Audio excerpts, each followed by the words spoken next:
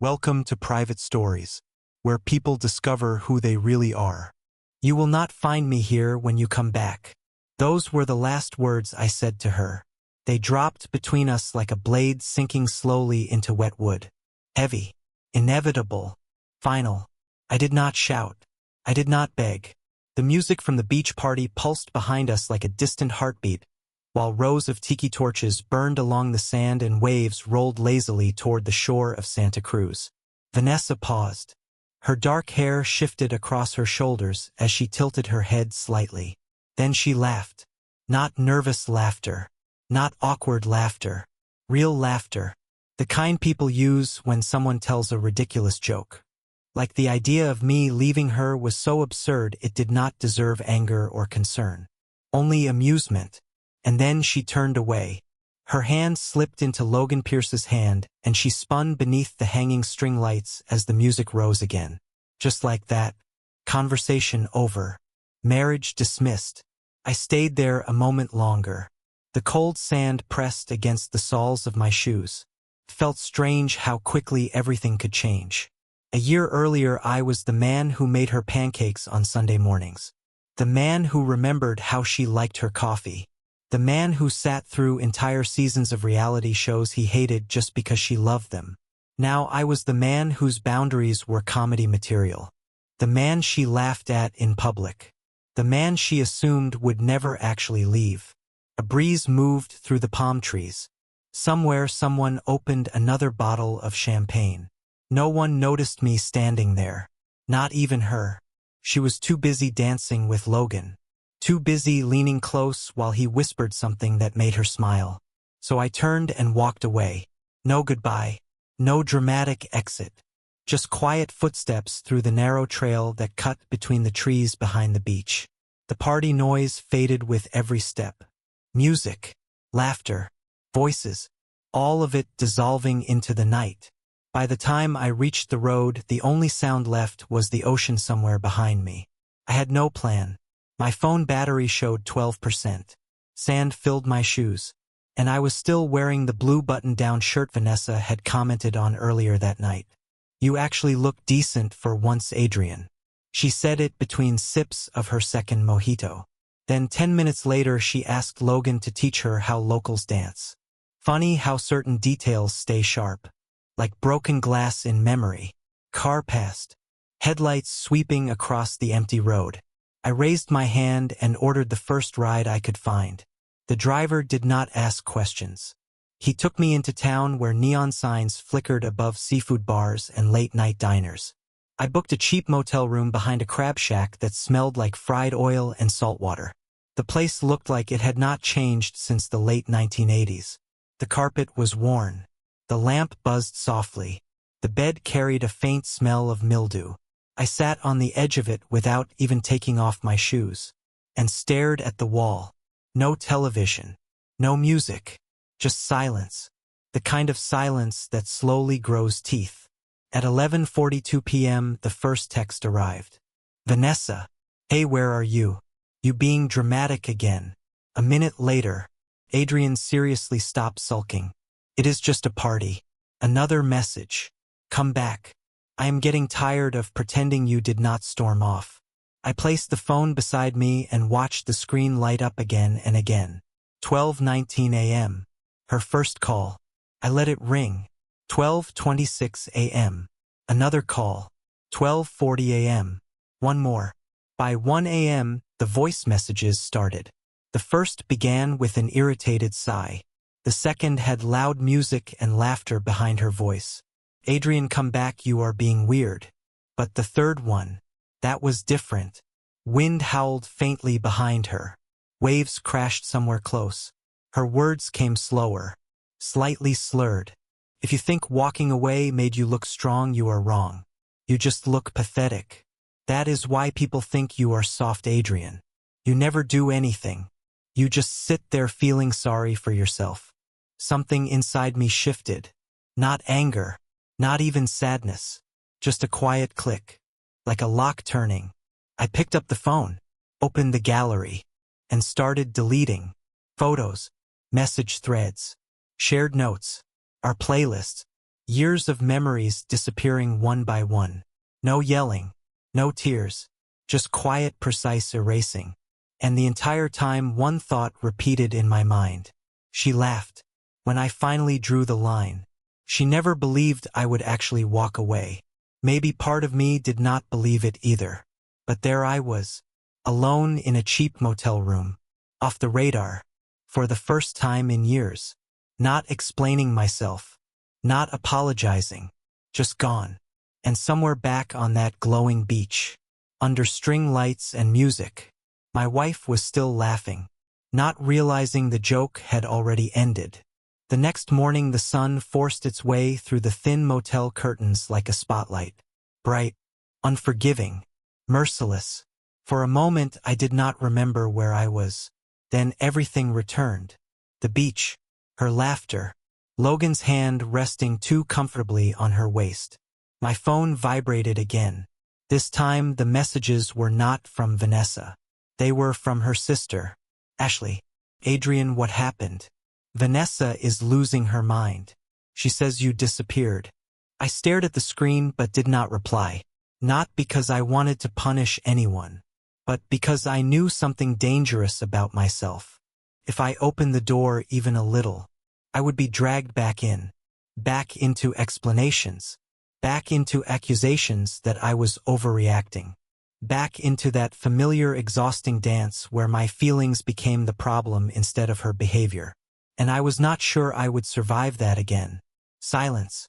I had never realized before how powerful silence could be. By noon Vanessa had started calling my office. By 2 in the afternoon an email arrived. Subject line: "Can we talk without you acting like a ghost?" I did not open it. Instead I sat on the edge of that motel bed remembering. Little things. Moments I buried because confronting them would have meant confronting the truth. The way she rolled her eyes when I asked where she had been. The way she called me sensitive whenever I noticed something strange. The way Logan's name appeared in her stories more and more often. Just a coworker, Adrian. Relax. You are overthinking again. Piece by piece the memories returned. And suddenly a question formed in my mind. How long had I been the joke in my own marriage?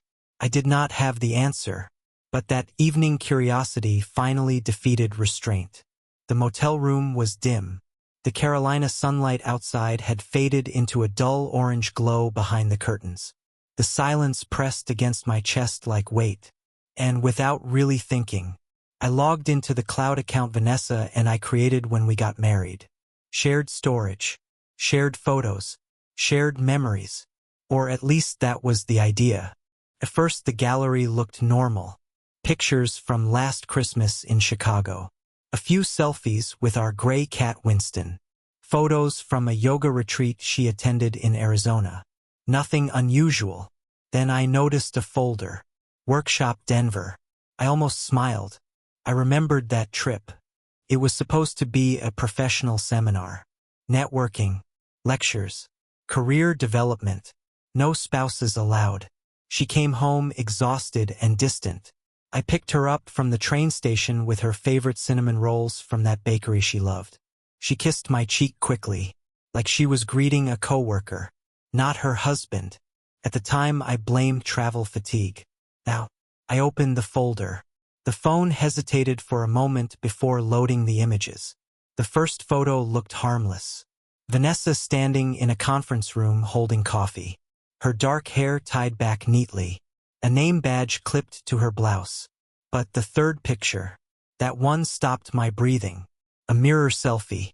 Hotel bathroom. Her hair down across her shoulders. Bright red lipstick. She wore a silk robe. Black. Elegant. Completely unfamiliar. I had never seen it before. My stomach tightened. I kept scrolling. Another photo. Vanessa lying across a hotel bed. The robe slightly open. 2 champagne glasses on the nightstand. Another picture. Her laughing while sitting on a couch. One long leg draped casually over someone's lap. Only the man's hand was visible, resting low on her thigh. My fingers felt numb as I kept swiping. Then the final picture appeared. Vanessa and Logan. together, on a rooftop bar, night skyline behind them, their faces flushed from alcohol, their bodies too close, far too close for coworkers. Her hand was hidden beneath the table. But Logan's expression said everything.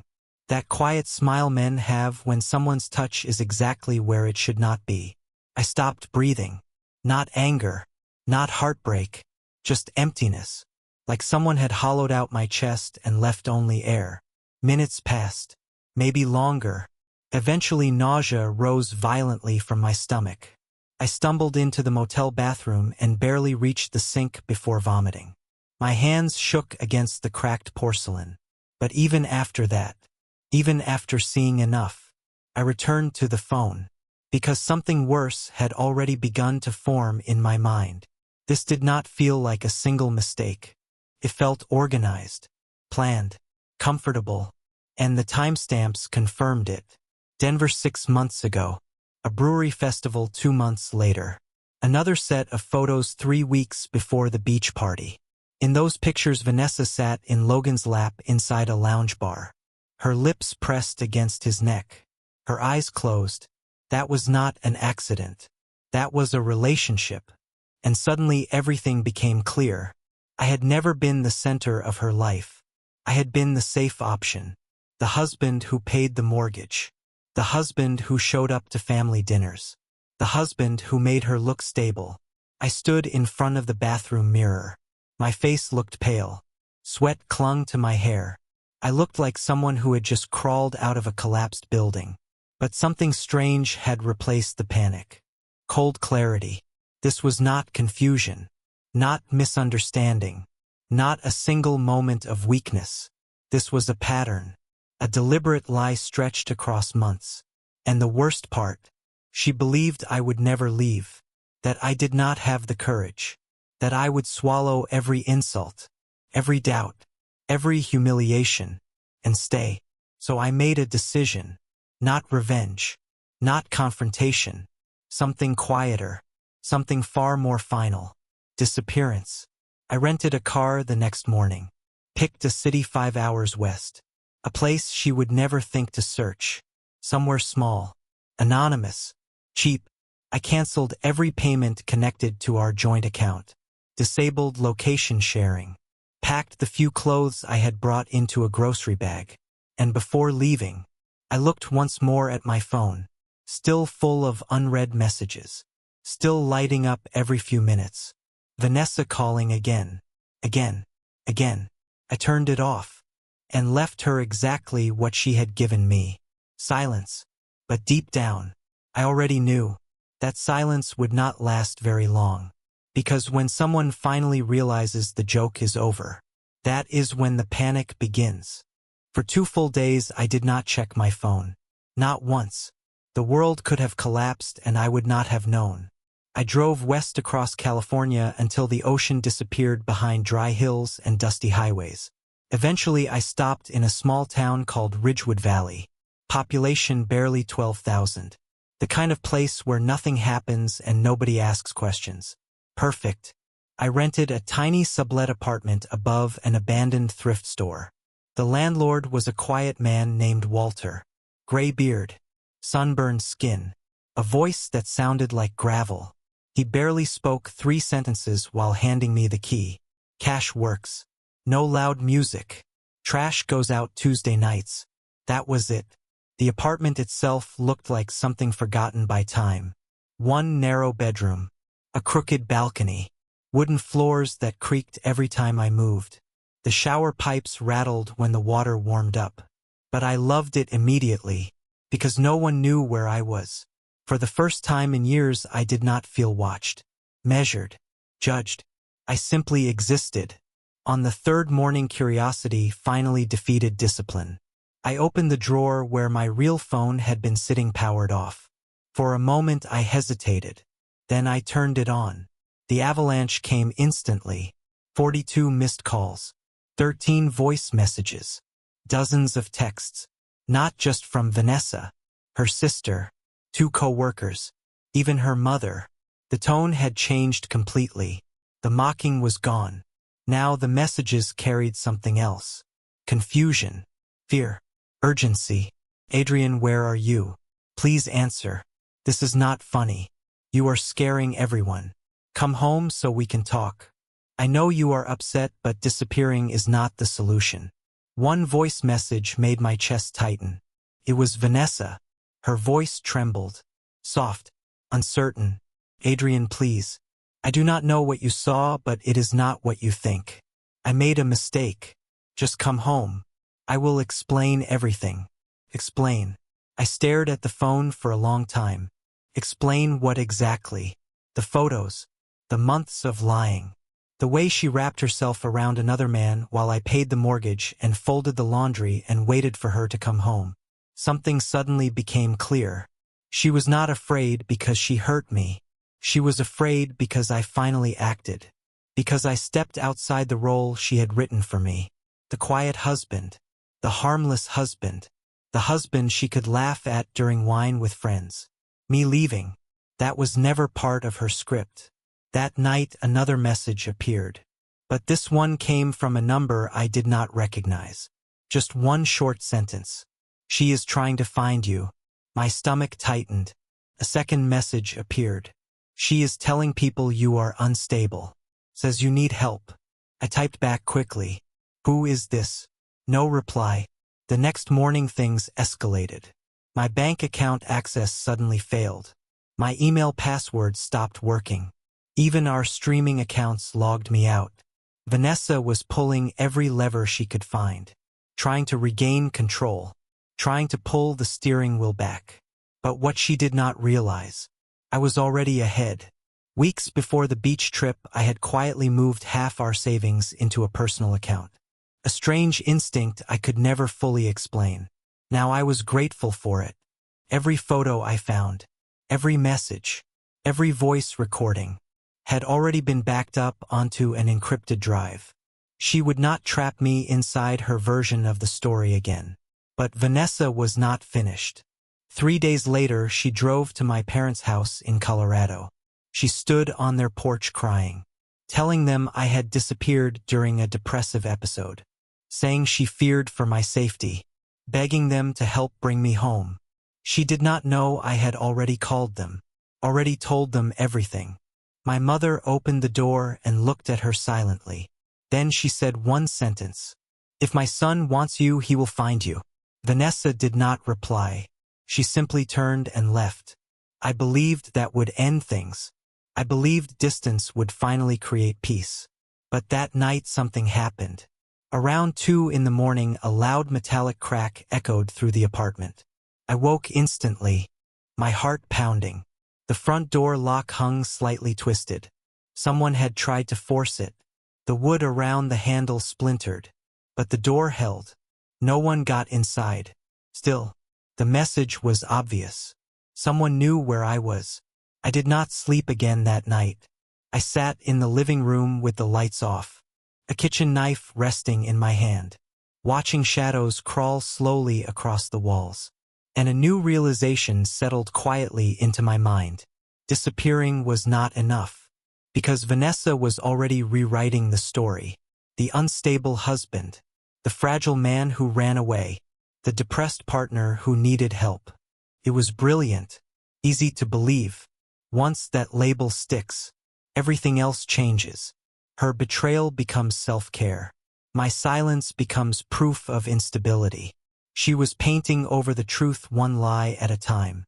But she forgot one thing. I had proof. The next morning I drove 30 miles to the next town. Found a coffee shop with open Wi-Fi. Ordered the cheapest coffee on the menu. And created an anonymous account online. I wrote carefully. No real names. No specific locations. Just the story. A husband discovers his wife has been secretly involved with her coworker for months. After she mocks him publicly, he quietly leaves. Later, he finds photographs and messages proving the affair. Then I uploaded screenshots, carefully redacted, but undeniable. Vanessa sitting in Logan's lap inside a hotel room. Messages where she wrote, "I feel more alive with you than I ever did with my husband." A voice message where she called me soft and laughed about my fragile feelings. I did not insult her, did not add commentary. I simply let the evidence speak. And it screamed. Within hours the post exploded. Thousands of comments. Strangers analyzing the manipulation, the gaslighting, the emotional cruelty. Many people said the same thing. They recognized the pattern, because they had lived it too.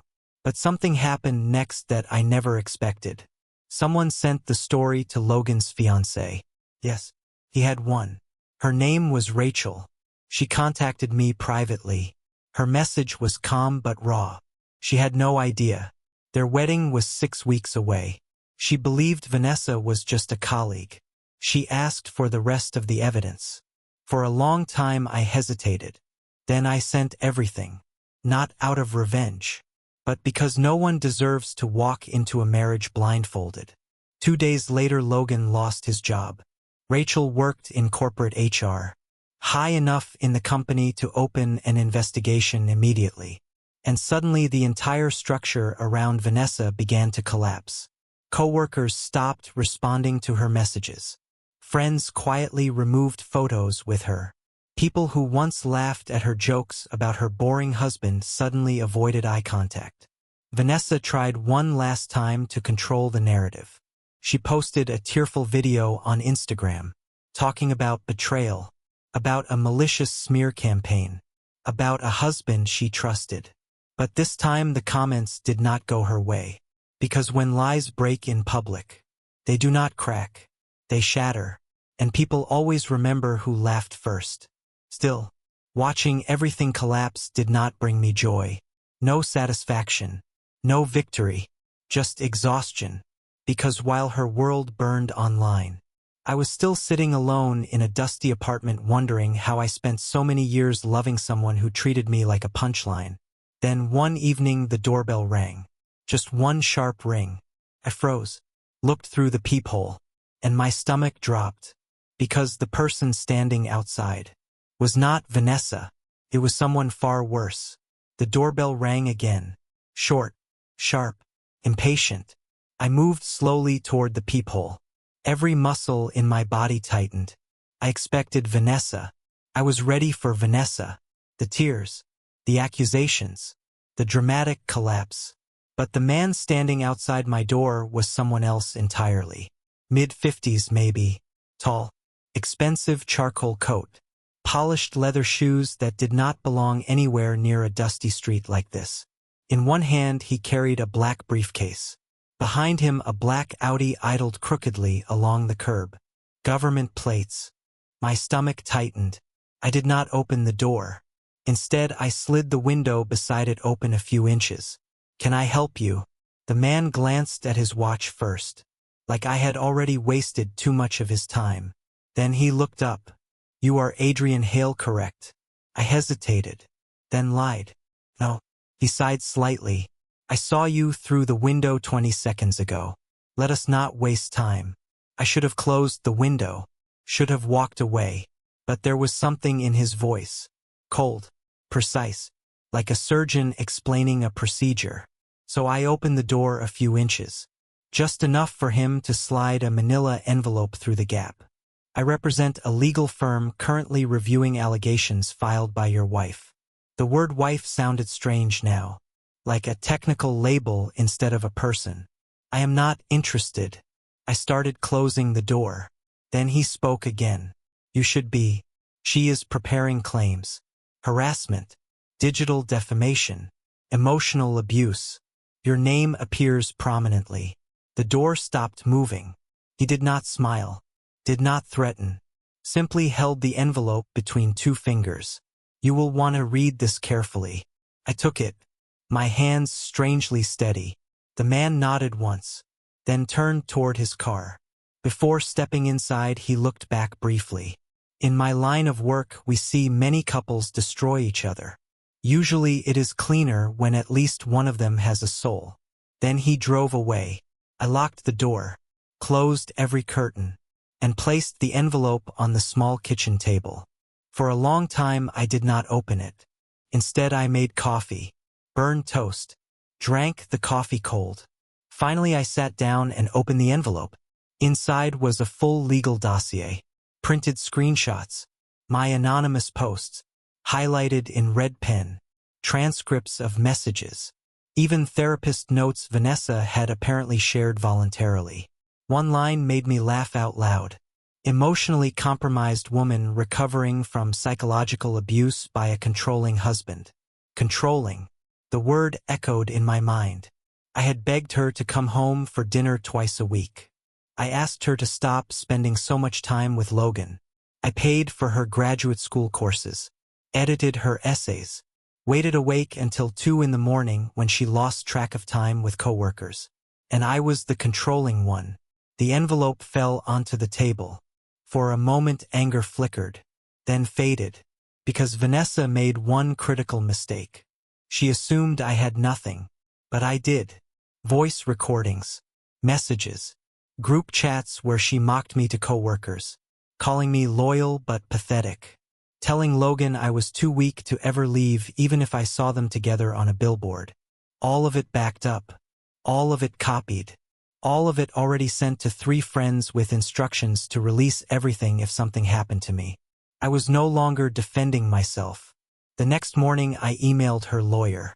One sentence. Your client may want to explain these. Attached were 7 files. That was all.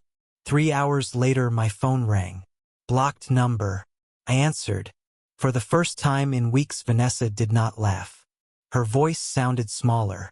Adrian. We need to talk. Not like this. Please.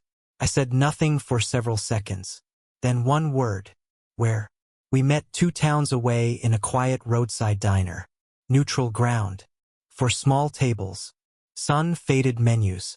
An old jukebox that probably had not worked since the early 2000s. Vanessa arrived 10 minutes late. She wore a pale blue blouse I remembered buying for our anniversary 2 years earlier. Back then it meant something. Now it felt like a costume. An attempt to resurrect a past already buried. She sat across from me, studying my face carefully, like she was trying to recognize someone she once knew. I slid a flash drive across the table.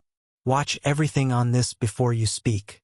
She gave a small bitter smile. More posts. More lies. Your voice is in 4 recordings. Are those lies too? Her fingers tightened around the drive. She slipped it into her purse. Look, Adrian. I know I hurt you. I made mistakes. But turning strangers against me. Destroying my career. This is not who you are. No, I said quietly. It was not. But it is who you are. That landed. Her jaw tightened. She was not used to this version of me. The one who did not shrink. Did not apologize. Did not offer her the benefit of the doubt. Finally, she slid a folder across the table. I am dropping the lawsuit. My lawyer does not know yet, but I will handle it. I just need this to stop. Why? I asked. Because you feel guilty? Or because people finally saw who you really are? Her voice cracked slightly. Because I do not know who I am anymore. I nodded slowly. Welcome to the club. Silence stretched between us.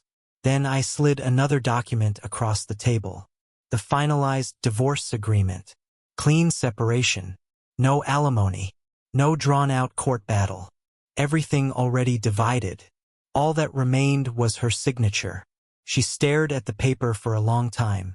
You already prepared all this. Yes. While you were rewriting history. I wrote the ending. She signed. No tears. No goodbye. She stood and walked out of the diner without looking back. Through the window, I watched her climb into a car that clearly was not hers. Maybe borrowed. Maybe Logan's. It did not matter. Because for once, I was not the one disappearing. She was. 2 weeks passed. Then 3. Silence returned. But this time it felt peaceful. One quiet morning my burner phone buzzed. A message from an unknown number. Hey Adrian. It is Rachel. Logan's ex-fiancée. I hope this is not strange. I just wanted to thank you. I reread the message several times. You saved me. What you shared hurt. But it gave me the truth. And the truth set me free. You are not weak. You are brave. For years I had been told the opposite. that my sensitivity was weakness, that asking for respect made me fragile. But here was someone who understood, someone who lived through the same betrayal, and saw strength where others mocked it. We started talking, slowly, messages, then phone calls. We rarely spoke about the past after the first few conversations. Instead, we talked about music, hiking trails she loved, the quiet process of rebuilding a life. 3 months later, I moved to a new city, started freelance design work again, adopted an old stubborn dog from a shelter, a crooked-tailed mutt that follows me everywhere. Sometimes I still remember that night on the beach, the music, the torches, her laughter. But the man standing there that night is gone. The man who begged for respect. The man who allowed himself to become a footnote in his own life. He disappeared. And in his place, someone stronger finally walked away, and meant it. Thank you for watching this video to the end. Visit our channel for interesting and intriguing stories.